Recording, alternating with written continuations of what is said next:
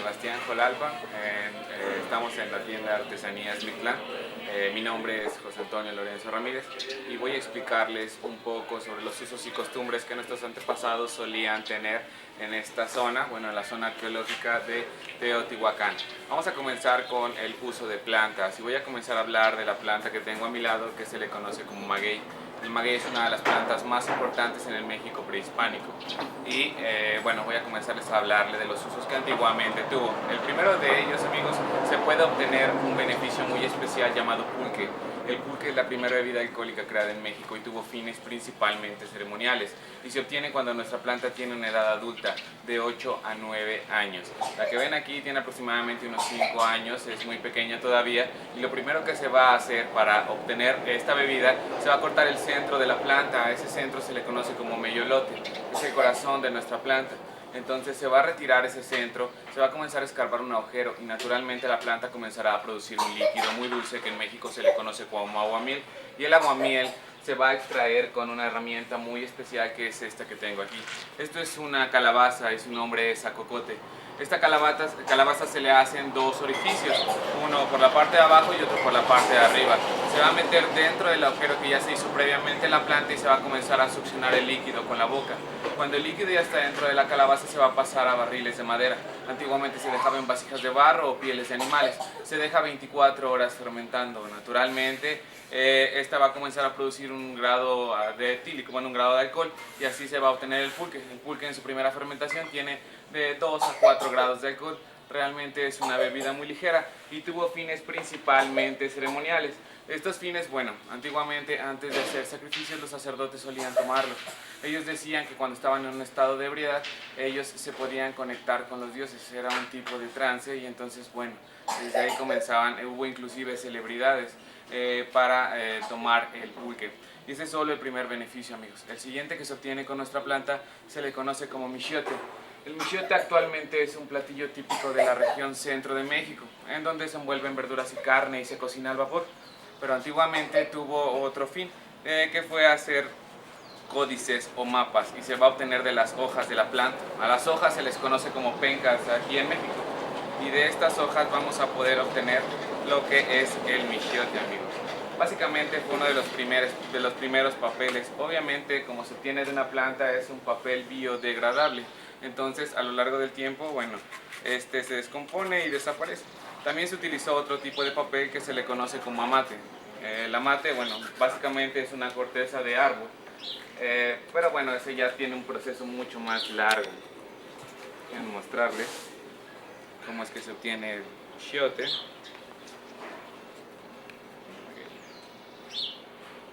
Como pueden observar, chicos, aquí vamos a poder escribir dentro de la hoja, y de aquí se va a poder obtener lo que es el michiote. Miren,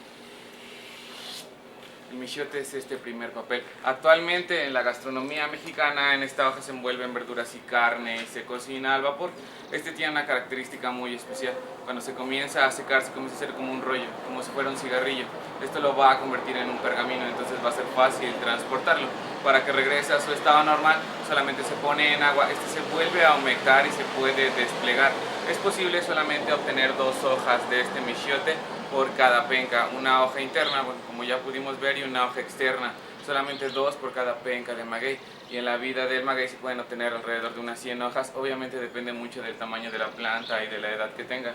Y el último beneficio que nuestros antepasados solían obtener con esta planta se le conoce como ixtle.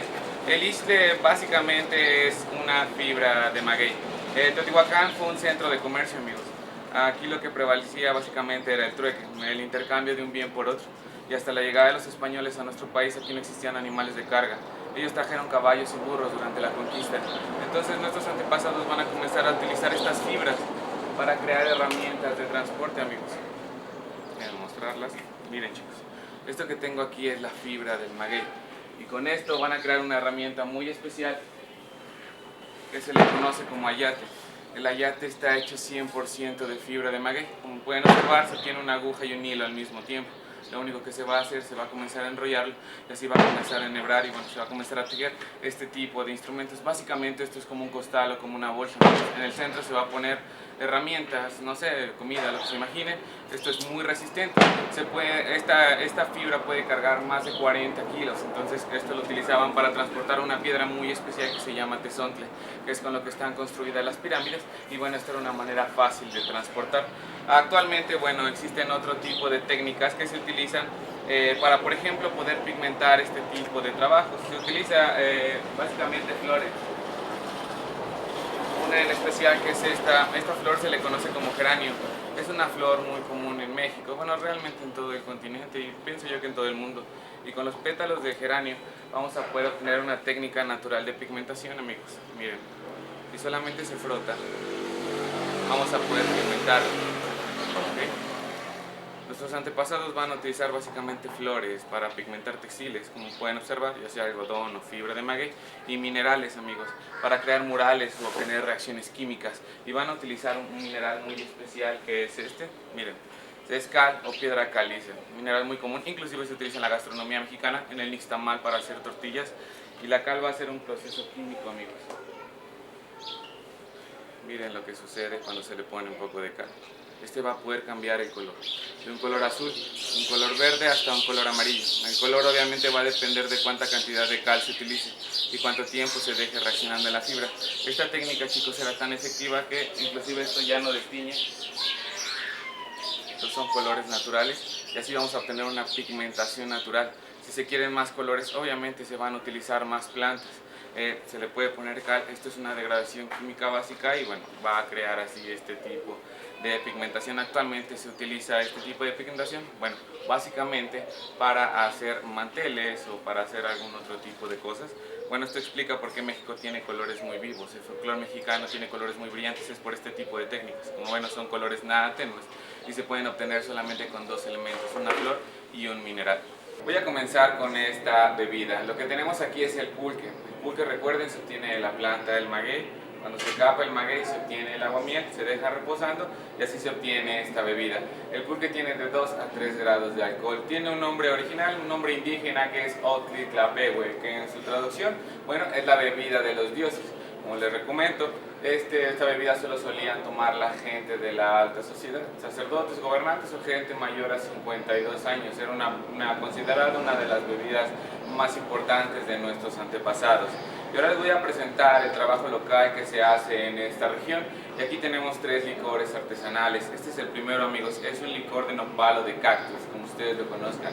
El cactus es una planta muy común en México que actualmente se utiliza en la gastronomía mexicana para hacer ensaladas o para complementar platillos. Pero bueno, nosotros nos damos a la tarea de hacer este tipo de licores. El siguiente licor artesanal, amigos, es un licor de tuna. La tuna es el fruto de los cactus y en México hay 3 tipos de tuna, verde, amarilla y roja básicamente. Esta notoriamente está hecho con la tuna roja, que también, bueno, esto solo se da por temporada. Y el último, es uno de mis favoritos, es un licor de xoconostle. El xoconostle es otro tipo de tuna. Nuestros nopales dan 2 grandes matas, la mata dulce, que es la que les acabo de presentar, y esta que es la mata ácida. Xoconostle en su traducción es limón del desierto, entonces tiene un sabor muy similar al limón. Actualmente también se utiliza en la gastronomía mexicana para dar sabor a platillos, como por ejemplo el mole de olla, lleva xoconostle, el caldo tlalpeño, son platillos típicos de nuestra región, hasta inclusive se pueden hacer salsas. Bueno, en México está salsa de todo, también se puede hacer salsa de esto. Y también, amigos, ahora les voy a presentar familia del maguey. Esto que tenemos aquí es un mezcal. Este mezcal tiene 34 grados de alcohol y bueno, como van a poder observar, esto tiene gusanos. Estos gusanos vienen de nuestra planta del maguey y se ponen en la botella por 2 razones, por tradición y por sabor. El gusano le da un sabor muy especial al mezcal. De hecho, el gusano es un platillo caro. En nuestra región ronda un kilo un precio de unos 1.800, unos 2.200 pesos mexicanos, más o menos unos $100. Es un platillo muy gourmet y bueno, es parte de la gastronomía prehispánica. También actualmente se utiliza para hacer salsas o para comer como si fuese una botana. Y bueno, chicos, el último es el tequila.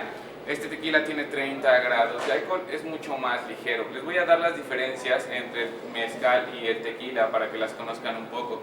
El tequila viene del agave azul y el mezcal viene del agave mezcalero. Son de la misma familia, sí, pero son dos tipos de plantas diferentes, amigos.